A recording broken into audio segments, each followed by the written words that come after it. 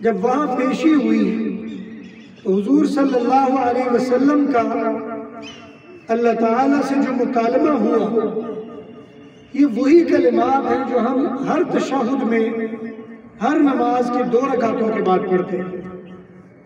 حضور اکرم صلی اللہ علیہ وسلم نے اللہ تعالیٰ کو سلام پیش کرتے ہوئے کہا التحیات للہ والصلوات والطیبات، تمام بدنی عبادتیں، تمام مالی عبادتیں اور تمام زبان سے ہونے والی عبادتیں اے اللہ آپ کے لیے۔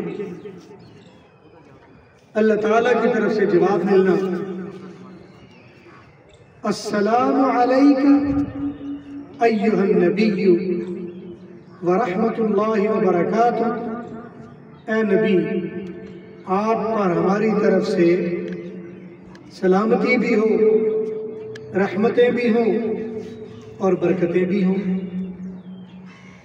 پھر حضور صلی اللہ علیہ وسلم کا وہاں بھی اس بات کو یاد رکھنا کہ میری امت ہے، میرے ایمان لانے والے ہیں، میرے ماننے والے ہیں، میری اقتداء اور اتباع کرنے والے ہیں، اور حضور کا فرمانا السلام علینا، یا اللہ یہ سلامتی مجھ پر بھی ہو، وعلی عباد اللہ الصالحین، اور تمام صالح بندوں پر بھی۔ تو یہ اس بات کا اقرار ہے کہ حضور اکرم صلی اللہ علیہ وسلم معراج پر بھی بھولے گئے اپنی امت کے افراد کو، اور اس کے بعد امت میں شامل ہونے والے الفاظ بعضوں کا ہوتا ہے، ان سے کمی کوتاہی ہو جاتی ہے، کہ غلطی ہو جاتی ہے، گناہ ہو جاتا ہے، کوئی ایسا کام ہو جاتا ہے جس کی وجہ سے ہم دین سے دور ہو جاتے ہیں، تو تشہد میں التحیات کے کلمات کے فوراً بعد تشہد کے کلمات، تاکہ ہم عباد اللہ الصالحین میں شامل ہو جائیں، فرمایا اشہد ان لا الہ الا اللہ واشہد ان محمدا عبدہ ورسولہ، کہ ہم اللہ کی ایک ہونے کی، وحدہ لا شریک ہونے کی گواہی بھی دیتے ہیں، اور یہ بھی گواہی دیتے ہیں کہ محمد صلی اللہ علیہ وسلم اللہ کے بندے اور اس کے آخری رسول۔ اب یہ اقرار ہے اس بات کا جب ہم یہ کلمات پڑھ رہے ہوتے ہیں اور التحیات کے فوراً بعد پڑھ رہے ہوتے ہیں، اگر ہم سے کوئی کمی کوتاہی ہو گئی، کوئی گناہ ہو گیا، کوئی اللہ کی نافرمانی والا کام ہو گیا، کوئی ایسا عمل ہو گیا جس سے دین سے نکل جانے والا معاملہ ہو جائے، فوراً ان کلمات کی اقرار سے ہم دوبارہ اسلام اور ایمان کے اندر داخل ہو جائیں۔ یہ ہے معراج کی بنیاد۔ حضور اکرم صلی اللہ علیہ وسلم کے اس عمل کے بعد پھر آپ کو جنت بھی دکھائی گئی، پھر آپ کو جہنم بھی دکھائی گئی، اور جنت میں بہت سارے لوگوں کی جگہ بھی دکھائی گئی۔ حضرت ابوبکر صدیق کا گھر بھی دکھایا گیا، حضرت بلال رضی اللہ تعالیٰ عنہ کے چلنے کی آواز بھی سنائی دی گئی، اور بھی اسی طرح کئی معاملات ہیں جو آپ نے جنت میں دیکھے۔ حضرت خدیجہ کا گھر بھی دیکھا، پھر جہنم دکھائی گئی، اور جہنم میں بہت سارے لوگوں کو ملنے والی سزائیں بھی دکھائی گئی۔ کسی کے بارے میں دکھایا گیا کہ ان کی زبان لمبی کھینچ کر کاٹی جا رہی ہے، کسی کے بارے میں بتایا گیا کہ ان کے سر کے اوپر پتھر مارے جا رہے ہیں، کسی کے بارے میں بتایا گیا کہ ان کی شرمگاہیں بہت پھیل گئی، لمبی ہو گئی، مختلف چیزیں دکھائی گئی۔ اور بعد میں حضور صلی اللہ علیہ وسلم جب تشریف لائے اور صحابہ کرام کو یہ ساری باتیں بتائیں، اور بہت سارے لوگ تھے اس وقت جنہوں نے یہ ماننے سے انکار کر دیا۔ انہوں نے کہا یہ کیسے ہو سکتا ہے، ایک آدمی مکہ سے اٹھے بیت المقدس میں چلا جائے، یہ سب سے مشکل ترین ہے بات جو مانی نہیں جا سکتی، کہ مکہ سے بیت المقدس جو کئی دنوں کا سفر اس زمانے میں بنتا تھا، اور ایک آدمی کہہ رہا ہے جی میں رات کو گیا اور واپس بھی آ گیا. باقی اس سے اوپر کی باتیں تو انکار کرنا آسان تھا. بندہ کہہ سکتا تھا خیال آیا ہے یا سوچ آئی ہے، خواب دیکھا ہے. لیکن یہ تو معاملہ فزیکل معاملہ. بیت المقدس تو ہر کوئی جانتا ہے کہ بندے جاتے ہیں اور جا کر اتنے دن میں پہنچتے ہیں، اتنے دن میں واپس آ جاتے ہیں. یہ تو نہ ماننے والی بات ہے. نتیجہ یہ ہے کہ مکہ میں یہ بات مشہور ہو گئی کہ ہم تو پہلے ہی کہتے ہیں معاذ اللہ کہ یہ محمد صلی اللہ علیہ وسلم ان کے بارے میں مشہور ہے کہ یہ اچھی باتیں نہیں کرتے. معاذ اللہ ان کا طبی طور پر تو معاملہ گڑبڑ ہے. آج تو ہمیں اس بات کا مشاہدہ ہو گیا کہ وہ کہتے ہیں راتوں رات میں بیت المقدس گیا اور پھر واپس بھی آ گیا. یہ کیسے ہو سکتا؟ خیر، جتنے مشرکین کے جمع ہو گئے انہوں نے آپ سے پوچھنا شروع کر دیا. اب کوئی پوچھ رہا ہے اچھا جی بیت المقدس میں گئے ہیں تو بتائیں اس کی کھڑکیاں کتنی ہیں؟ اب یہ سب کو پتا تھا کہ حضور بیت المقدس نہیں گئے، زندگی بھر نہیں گئے، اس لیے یہ سوال کر رہے ہیں کھڑکیاں کتنی ہیں. کوئی پوچھ رہا ہے اچھا جی بتائیں اس کے دروازے کتنے ہیں؟ یہ بتائیں جی اس کے دروازے کس طرف ہیں؟ یہ بتائیں جی اس کی اور کوئی نشانی بتائیں، دروازوں کے اوپر روشن خان ہے یا نہیں ہے؟ حضور اکرم صلی اللہ علیہ وسلم فرماتے ہیں کہ اللہ تعالیٰ نے بیت المقدس کو میرے سامنے کر دیا. اب میں دیکھتا جا رہا ہوں، ان کو بتاتا جا رہا ہوں. اتنے میں مشرکین مکہ میں ایک آدمی اٹھا اور سیدھا ابو بکر صدیق کے پاس گیا. یہ ابو بکر صدیق رضی اللہ تعالیٰ عنہ، ان کی کپڑے کی دکان تھی جو مکہ سے باہر تھی، اور جب کوئی باہر سے خریدار آتا تو راستے میں پہلے ان کی دکان پڑتی. اب یہ آدمی سیدھا اس کے پاس پہنچا اور بعض روایات میں آتے یہ ابو جہل تھا، اور جا کر کہنے لگا اے ابو بکر اب بتا کہ اب بھی تو اپنے ساتھی کی تصدیق کرے گا؟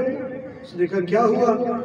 کہا تیرا ساتھی تو معاذ اللہ اس کا دماغ ہل گیا ہے. اس نے کہا وہ کیسے؟ کہا وہ یہ کہتا پھر رہا ہے میں راتوں رات مکہ سے بیت المقدس گیا ہوں، اور بیت المقدس سے پھر پہلے آسمان، پھر دوسرے، پھر تیسرے، پھر چوتھے، پھر ساتویں آسمان، پھر عرش پر، پھر سدرۃ المنتہا، پھر جنت اور دوزخ دیکھ کر واپس بھی آ گیا ہوں اور رات ادھر ہی. ابو بکر صدیق نے کچھ نہیں کہا اور سیدھا اس کو ساتھ لیا، حضور کے پاس آئے اور مکہ میں لوگ آپ کو گھیرے ہوئے کھڑے تھے. جب گھیرے ہوئے کھڑے تھے حضور صلی اللہ علیہ وسلم کی پہلے تو باتیں سنی. یہ ابو جہل خوش تھا کہ اب تو یہ انکار کر ہی دے گا، اب تو یہ جھٹلا ہی دے گا. جب انہوں نے ساری بات سنی اور ابو جہل کہنے لگا اب بتا. کہا یہ کوئی عجیب بات نہیں کر رہے. اس نے کہا کیا مطلب ہے؟ کہا مطلب یہ ہے کہ اس سے بڑی بات کی تو تصدیق اب اس سے پہلے کر چکے، یہ تو چھوٹی بات ہے. اب ابو جہل حیران ہوا. اس نے کہا یہ کیسے ہے؟ اس نے کہا تم نے نہیں سنا؟ اس نے اس سے پہلے بھی کہا تھا کہ آسمان سے ایک فرشتہ میرے پاس آتا ہے تو مجھ پر وحی نازل کرتا ہے، اور وہ وحی اپنے ساتھی کو یاد دلاتا ہے، اور فلاں فلاں وحی کے کلمات جس نے ہمیں بھی یاد دلائے، اس کی اگر ہم نے تصدیق کر دی ہے تو یہ تو بڑی بات ہے. اب آگے بڑھے. حضور صلی اللہ علیہ وسلم سے کہا یا رسول اللہ یہ جو بندہ کہہ رہا ہے ابو جہل یہ سارے لوگ کہ آپ آسمانوں پہ گئے بیت المقدس میں، یہ صحیح ہے؟ حضور صلی اللہ علیہ وسلم نے فرمایا ہاں میں یہی کہہ رہا ہوں. ابو بکر صدیق نے دوسرا سوال نہیں کیا، فرمایا یا رسول اللہ ہاتھ نکالیے، میں آپ کے ہاتھ پر بیعت کرتا ہوں آپ سچ کہتے ہیں. تو میرے محترم یہ مہینہ ہے حضور اکرم صلی اللہ علیہ وسلم کے ساتھ اس مہینے کو خاص مناسبت ہے، اور مناسبت یہ معراج کی مناسبت ہے. اس معراج کے عمل میں ہمارے لیے اس لحاظ سے کوئی فضیلت نہیں کہ ہم بھی معراج پر جائیں یا ہم نے بھی معراج پر جانا ہے. یہ حضور اکرم صلی اللہ علیہ وسلم کی فضیلت ہے جو تمام انبیاء پر آپ کو فضیلت دی گئی. اور پھر سورہ بنی اسرائیل میں بالکل ابتدا میں پہلی آیت میں اس واقعے کی طرف اشارہ کیا کہ اللہ اپنے بندے کو مسجد حرام سے مسجد اقصی تک لے گئے اور پھر لِنُرِيَهُ مِنْ آیَاتِنَا، پھر اپنی آیات اپنی نشانیاں بھی دکھائیں. إِنَّهُ هُوَ السَّمِيعُ الْبَصِيرُ، اللہ تو دیکھنے والا، جاننے والا، سمجھنے والا، سمجھانے والا. اللہ تو بہت بڑی ذات ہے. حضور اکرم صلی اللہ علیہ وسلم کا معراج پر تشریف لے جانا اور اس واقعے کا سورہ بنی اسرائیل میں ذکر ہونا، یہ دو متضاد چیزیں ہیں. بعض مفسرین نے اس کے بارے میں بھی قلم اٹھایا کہ کیا وجہ ہے کہ سورہ بنی اسرائیل، اس میں تو بنی اسرائیل کے واقعات، لیکن شروع میں محمد کریم کا تذکرہ اور معراج کا تذکرہ، اس کی کیا وجہ ہے؟ تو وجہ یہ ہے کہ جس طرح حضرت موسیٰ علیہ السلام تمام انبیاء پر یہ فضیلت رکھتے ہیں کہ آپ طور پر جاتے ہیں، اللہ سے ہم کلام ہوتے ہیں، اللہ تعالیٰ سے بات چیت ہوتی ہے، سوال و جواب ہوتے ہیں. 1,24,000 انبیاء جن میں سے کسی کو یہ فضیلت نہیں تھی کہ اللہ سے براہ راست ہم کلامی ہو، اللہ سے بات چیت ہو. اور یہ بنی اسرائیل پوری دنیا پر اپنی فضیلت بتایا کرتے تھے کہ ہمارے نبی کی فضیلت یہ ہے کہ اللہ ہم سے براہ راست کلام کرتا ہے. لیکن حضور اکرم صلی اللہ علیہ وسلم کو اس سے ایک گنا فضیلت یہ دی گئی کہ آپ کو آسمانوں پر بلا کر آپ سے ہم کلامی ہوں. باقی انبیاء وہ فرشتے کے ذریعے ہم کلام ہیں، فرشتہ پیغام لے کے آتے ہیں. موسیٰ علیہ السلام طور پر جا کر اللہ سے براہ راست ہم کلام ہوتے ہیں، لیکن طور پر جانا پڑتا ہے. حضور اکرم صلی اللہ علیہ وسلم یہ آسمانوں پر جا کے اللہ کے عرش کے سامنے براہ راست اللہ سے ہم کلام ہوتے ہیں. یہ بڑی فضیلت ہے. اور حضور اکرم صلی اللہ علیہ وسلم کی یہ فضیلت، اس میں چھپا ہوا سبق یہ ہے کہ جس طرح محمد کریم کی فضیلت سے اوپر کوئی نبی نہیں جا سکتا، اسی طرح محمد صلی اللہ علیہ وسلم کی امت سے برتر کوئی امت نہیں ہو سکتی. لیکن شرط یہ ہے کہ امت ہو. اگر آپ امت ہے تو کوئی آپ سے برتر ہو نہیں سکتا. لیکن اگر آپ امت میں سے نکل جائیں تو پھر مسئلہ ہی ختم ہے. اور یاد رکھیے، ہم لوگوں نے امت میں سے یا دین میں سے نکلنے کے لیے بہت سارے کام کیے، اور ان کاموں میں سے اکثر کام ایسے ہیں جس میں آپ لوگ نشاندہی کر سکتے ہیں کہ جی یہ گناہ کا کام ہے، آپ اس سے نکلیے. یہ والا کام آپ نے غلط کیا، یہ امت میں سے نکلیے. یہ والا کام کیا، یہ گناہ ہے، لہذا یہ دین میں سے نکلنے والی کام ہے.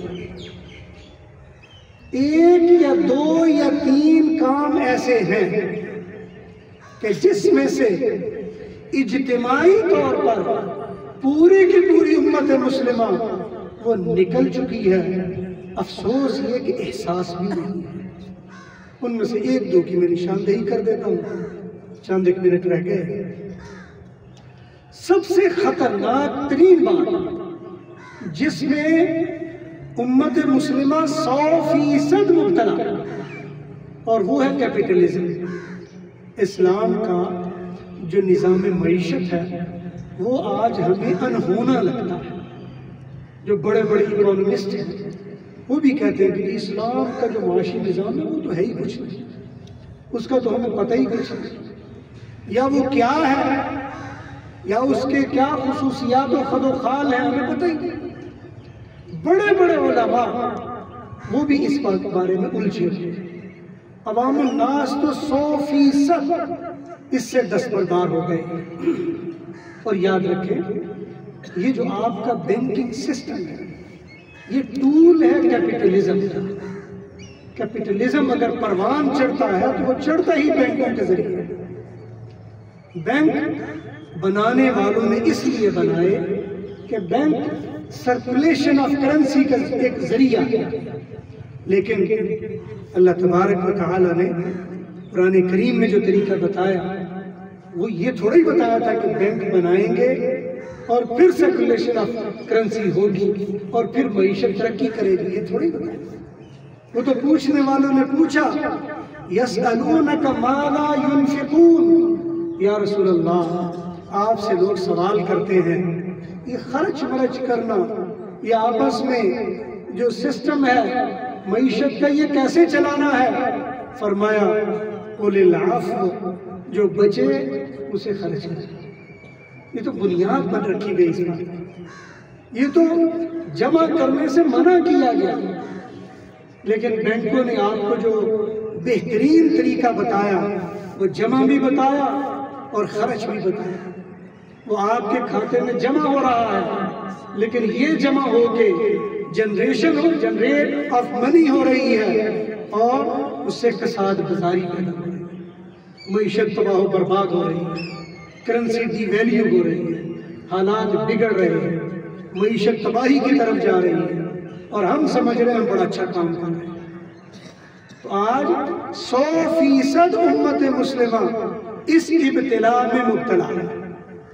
ہم سرمایہ داری میں جکڑے اور سرمایہ داری کو ہم ثواب اور نیکی سمجھ رہے ہیں اور اس کے لیے خدمات سر انجام دے رہے ہیں اور اس کے لیے ہمارے تعلیمی ادارے، ہمارے مالیاتی ادارے، ہمارے جو سیاسی نظام، یہ سارے کے سارے اس کے اندر الجھے ہوئے ہیں اور اس کے خلاف ہم سننے کے لیے بھی تیار نہیں ہیں. اس کے خلاف کوئی بات ماننے کے لیے تیار نہیں ہے. اس لیے میرے محترم سب سے خطرناک ٹول جس میں اجتماعی طور پر امت مسلمہ جکڑی جا چکی ہے وہ ہے آپ کا کیپٹلزم، جس میں ہم مبتلا ہیں. اور یہ یاد رکھ لیں، بعض ہمارے ایسے مفکرین بھی ہیں وہ کہتے ہیں کہ کیپٹلزم میں اور اسلامی معیشت میں بس تھوڑا سا فرق ہے. گمراہی کے لیے اتنا کافی ہوتا ہے کہ جب آپ کسی گمراہی والی بات کو اسلام میں ڈالیں، یہ ایسے ہی سمجھ لیں جیسے کوئی آدمی کہے کہ جی آپ بھی جیسے نماز پڑھتے ہیں صحابی بھی ایسے ہی پڑھتے ہیں تو چلے ہم ان کے ساتھ مل کے پڑھ لیتے ہیں. کوئی آدمی ایسا کہے کہ جناب آپ بھی اللہ کی عبادت کرتے ہیں، عیسائی بھی اسی کی عبادت کرتے ہیں، چلے گرجے میں بیٹھ جاتے ہیں. یہ ایسے ہی ہے جیسے کوئی آدمی کہے کہ ہندو بھی فلاں فلاں کو پوچھتے ہیں، آپ بھی اسی ذات کو پوچھتے ہیں، چلو پوچھنے میں تو ایک بن گئے. تو میرے محترم جس طرح اعتقادی طور پر ہم ایسے لوگوں کی بات ماننے کے لیے تیار نہیں ہو سکتے اور یقیناً نہیں ہو سکتے، یہ بات دنیا کا چھوٹے سے چھوٹا ان پڑھ سے ان پڑھ مسلمان بھی ماننے کے لیے تیار نہیں ہوگا کہ چلو جی کسی مندر میں جا کے نماز پڑھ لیں گے. کوئی نہیں مانے گا. کوئی آمادہ نہیں ہوگا کہ چلو جی ہم صحابیوں کے ساتھ کھڑے ہو کے نماز پڑھ لیتے ہیں. کوئی نہیں مانے گا یہودیوں کے ساتھ عبادت کر لیتے ہیں. کوئی نہیں مانے گا ہم مجوسیوں کے ساتھ عبادت کر لیتے ہیں. لیکن اگر یہ کہا جائے کہ کیپٹلزم اسلام کو تباہ کرنے والا ایک ٹول ہے جس میں ہم اجتماعی طور پر مبتلا ہے، حقیقت ہے کوئی ماننے کے لیے تیار نہیں. اس لیے کوئی ماننے کے لیے تیار نہیں. یہ حقیقت ہے جس میں ہم اجتماعی طور پر گمراہ ہو چکے ہیں. اس لیے جب ہماری معیشت ہی وہ حلال نہ رہے تو باقی کیا بچے. حضور علیہ السلام نے فرمایا قیامت کے قریب یہ حال ہوگا کہ لوگ سود میں اس طرح مبتلا ہو جائیں گے کہ کوئی آدمی اگر سود سے بچنا بھی چاہے تو اس کے دھوئیں سے تو پھر بھی نہیں بچ سکے. اور آج حقیقت بات یہ ہے کہ کوئی آدمی یہ کہے کہ جی میں سود سے بچا ہوا ہوں، سود سے نہیں بچا ہوا. آج کوئی سود سے بچا ہوا نہیں. اور سود کا ایک لقمہ حدیث مبارکہ میں ہے، اگر آپ ایک لقمہ کھا لیتے ہیں 40 دن تک آپ کی عبادت تو اللہ کی طرف نہیں جاتی ہے. بتائیے جب 40 دن تک عبادت قبول نہیں ہوگی تو ہمارے یہ کس کام کے سارے آتے ہیں؟ تو میں یہ بتا رہا ہوں، امت میں سے نکلنے کے لیے جو ہمارا مالیاتی نظام ہے وہ 100% تباہی کی طرف ہے، اور ہم سب اس کے نمائندے ہیں۔ کوئی آدمی بھی کہے میرے سمیت جی میں اس سے بری ہوں، ہم بری ہو نہیں سکتے۔ اور پھر افسوسناک بات تو یہ ہے کہ اسلامی بینکنگ کے نام سے ہم نے ایک اور بھی تیر چلایا، ایک اور تیر یہ چلایا کہ بینکنگ کو بھی اسلامائز کر دیا۔ ماشاءاللہ ایسے ہی ہے جیسے شراب کی بوتل کے اوپر لکھ دے اسلامی شراب، یا کسی حرام چیز پر لکھ دیا جائے یہ جناب یہ حلال فلاں چیز۔ تو یاد رکھیں سود سود ہی ہوتا ہے، اس کو آپ جس مرضی رنگ میں لے لیجیے۔ آپ کا اجتماعی نظام اگر وہ حرام ہے تو یہ ممکن نہیں اس کا کوئی جز آپ حلال کر کے سمجھے کہ یہ حلال ہو گیا، ایسا نہیں ہوتا۔ اگر جانور آپ ذبح کرتے وقت اس کو حرام کر دیں تو اس کا کوئی ایک حصہ کاٹتے وقت بسم اللہ پڑھ لینے سے وہ حلال نہیں ہو جائے گا، اس لیے کہ حرام بنیادی حرام ہے۔ تو آج اس سے ہم اپنے آپ کو فارغ کر چکے، ہمارا کھانا پینا ہمارا لینا دینا وہ حرام میں ہے۔ تو پہلی بات جس کی وجہ سے ہماری جو ترقی ہے وہ تنزل کی طرف ہے۔ یہ جس نظام میں ہم مبتلا ہو چکے ہیں یہ نظام تو یہود اور نصارہ کا بنایا ہے، یہ تو ان کا معاملہ ہے، یہ ان کی دین ہے جس میں ہم سب مبتلا ہیں۔ تو یہ ایک بات ہے جو معیشت کے لحاظ سے ہے، اور دوسرا وہ ہے ہمارا سیاسی سٹرکچر۔ سیاسی طور پر اس وقت ہم کسی اور کے اسیر ہو چکے ہیں۔ آج ہمارے سیاسی مفکرین اور بعض سیاسی مذہبی مفکرین اور بعض ویسے ٹی وی کے دانشور بھی وہ آپ کو یہ کہتے سنائی دیں گے کہ جی دیکھیں جو اسلام ہے اس نے تو ہمیں موروثی وہ سیاست نہیں دی، تو یہ ابو بکر یہ عمر یہ فلاں یہ سب موروثی لوگ ہیں، یہ اس نے خلافت دی تو وہاں سے ملوکیت ہو گئی، وہاں تک یہ تھا تو وہاں بادشاہت ہو گئی، وہاں یوں تھا تو یہاں یہ ہو گیا۔ لہٰذا آج ہم جمہوریت کے اس جو انتخابی سسٹم ہے اس کے علمبردار بنے ہوئے نظر آتے ہیں۔ اس سلسلے میں یہ یاد رکھ لیجئے کہ اسلام نے بعض چیزیں ہمیں سیٹ پیٹرن کے طور پر دی ہے کہ آپ نے ایسے ہی کرنا ہے، بعض چیزیں آپ کی ثوابدید پر چھوڑ دی ہیں وہ آپ جیسے بھی کر لیں۔ تو یہ جمہوریت کا یا یہ سیاسی عمل کا سارے کا سارا طریقہ وہ آپ کی ثوابدید پر چھوڑا گیا، آپ جیسے بھی طے کریں۔ شریعت نے کوئی ضابطہ نہیں دیا اس میں، اور نہیں جی ووٹ ڈالے جائیں گے، نہیں جی بیعت ہوگی، نہیں جی امیر المومنین ہوگا، امیر المومنین فلاں کو منتخب کرے گا، وہ اتنے لوگوں کو منتخب کرے گا، یا ایسے لوگ ہوں گے، یا فلاں ووٹ ڈالیں گے فلاں نہیں ڈالیں گے۔ شریعت نے اس معاملے میں 1400 سال سے آپ کو آزاد چھوڑا۔ یہی وجہ ہے کہ اگر خلفائے راشدین اپنے زمانے میں رہے کسی عالم نے کسی کی بھی کوئی مخالفت نہیں کی، اگر حضرت ابوبکر صدیق اس دنیا سے گئے، عمر فاروق آئے، کسی نے منع نہیں کیا، عمر فاروق گئے، عثمان ذی النورین آئے، کسی نے منع نہیں کیا، عثمان گئے، علی المرتضیٰ آئے، کسی نے منع نہیں کیا، علی المرتضیٰ گئے، معاویہ بن ابی سفیان آئے، کسی نے منع نہیں کیا، معاویہ گئے، یزید آئے، کسی نے منع نہیں کیا، یزید گئے، بنو امیہ کی حکومت بن گئی اور 125 سال تک بنو امیہ رہے، کسی نے کچھ نہیں کہا، کوئی فتویٰ نہیں لگا یہ غیر شرعی ہے یا یہ شرعی ہے۔ اگر وہ گئے 100 سال تک مسلمان انتشار میں رہے اور بعد میں بنو عباس آ گئے، کسی نے نہیں کہا یہ شریعت ہے یا غیر شریعت۔ بنو عباس ختم ہوئے، ہلاکو خان کا زمانہ آیا، 150-200 سال تک مسلمان ذلت اور پستی میں مبتلا رہے، قتل و غارت ہوتی رہی، کسی نے کچھ نہیں کہا۔ عثمانی آ گئے، اس کے بعد کسی نے اسلام یا غیر اسلام کا فتویٰ نہیں دیا۔ عثمانیوں کو گئے ہوئے 100 سال بیت گیا ہے، 100 سال سے ہم ذلت اور پستی میں جا رہے ہیں۔ کوئی پیٹرن کسی نے نہیں بتایا کہ جی یہ ہونا چاہیے، یہ نہیں ہونا چاہیے، یہ کرنا ہے، یہ نہیں کرنا۔ یہ حالات زمانہ ماحول پر چھوڑ دیا گیا۔ یہ زندہ جاوید مسلمانوں کا کام ہے اپنے لیے راستہ منتخب کریں۔ یہ آپ کی مرضی ہے آپ کون سا راستہ لے رہے ہیں۔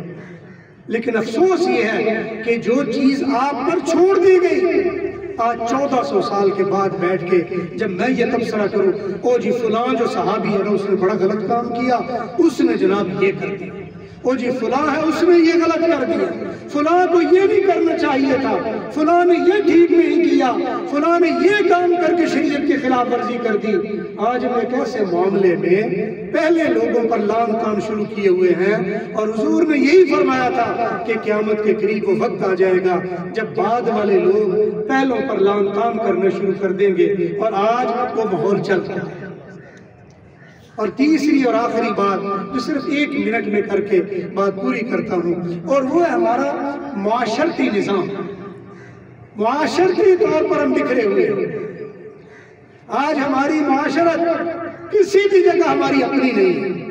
ہم یہاں ہیں تو ہمارا جو لائف سٹائل ہے وہ یا تو اگر مطلب روایتی طور پر ہے تو 80% ہندوؤں سے لیا، اسلام کا کچھ لینا دینا، اور اب کچھ تڑکا وہ یورپ کا لگنے لگا۔ ہمارا اپنا معاشرتی نظام ہے ہی نہیں۔ عرب ہے وہ بھی کسی اور سے متاثر ہو چکے ہیں۔ تو نہ معاشرت ہماری، نہ معیشت ہماری، نہ سیاست ہماری۔ آج آ کے یہ ٹوٹی پھوٹی تعلیم مدرسوں میں ہماری تھی، جس کا جنازہ پڑھنے کے لیے ہم باوضو ہو چکے ہیں، اور اس کے لیے بھرپور تیاریاں جاری ہیں کہ جی مدرسوں کی تعلیم کو بھی بند کر دینا چاہیے تاکہ ہمارا تعلیمی نظام بھی ہمارے ہاتھ سے چلا جائے۔